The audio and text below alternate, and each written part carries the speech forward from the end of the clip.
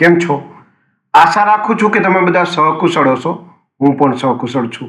આજે 3 March 2026નું current affair લઈને તમારા માટે હાજર થઈ ગયો છું. તો ચાલો મોડું ન કરતા આજનો વિડીયો શરૂ કરીએ છીએ. એની પહેલા કહેવા માંગીશ કે ચેનલ પર નવા હો તો સબસ્ક્રાઇબ કરી લેજો. વિડીયો જો પસંદ આવે તો એક લાઇક કરી દેજો અને ભાઈબંધ દોસ્તાર ફેમિલી મેમ્બર સાથે આ વિડીયો શેર જરૂર કરજો જે પણ ગવર્મેન્ટ એક્ઝામની તૈયારી કરતા હોય. ચાલો મોડું ન કરતા આજનો વિડીયો શરૂ કરીએ છીએ. 3 માર્ચ 2026 કરંટ અફેરનો પહેલો પ્રશ્ન. ભારતના 93માં ગ્રાન્ડ માસ્ટર કોણ બન્યા? સાચો જવાબ છે આરવ પંગેલ. બીજો પ્રશ્ન છે ગેલના અધ્યક્ષ અને મેનેજિંગ ડિરેક્ટર તરીકે કોની નિમણૂક થઈ? સાચો જવાબ છે દીપક ગુપ્તા. ત્રીજો પ્રશ્ન છે કયા રાજ્યમાં હોલા મહલ્લા મહોત્સવ મનાવવામાં આવ્યો? સાચો જવાબ છે પંજાબ. કયા રાજ્યે ભારતમાં 37% જીએસટી વૃદ્ધિ નોંધાવી છે? સાચો જવાબ છે નાગાલેન્ડ. પાંચમો પ્રશ્ન છે ઈરાન દેશના અંતરિમ સર્વોચ્ચ નેતા તરીકે કોની નિમણૂક થઈ? સાચો જવાબ છે આયાતુલ્લાહ અલી રજા અરાફી. છઠ્ઠો પ્રશ્ન છે વિશ્વ વન્યજીવ દિવસ દર વર્ષે કયા દિવસે મનાવવામાં આવે છે? સાચો જવાબ છે 3 માર્ચ.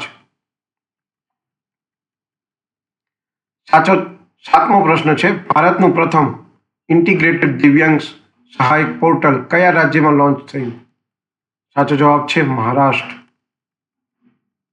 આઠમો પ્રશ્ન છે મિઝોરમ ફ્લાવર ફેસ્ટિવલનું 3 દિવસીય આયોજન ક્યાં થઈ રહ્યું છે?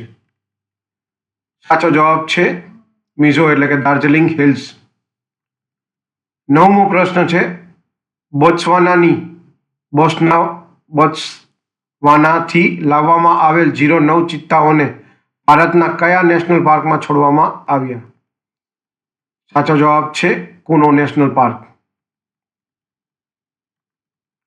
10મો અને છેલ્લો પ્રશ્ન છે ઉત્તર પ્રદેશના કયા શહેરે 1 કલાકમાં 2.51 લાખથી વધુ વૃક્ષો રોપીને નવો ગિનિસ રેકોર્ડ બનાવ્યો?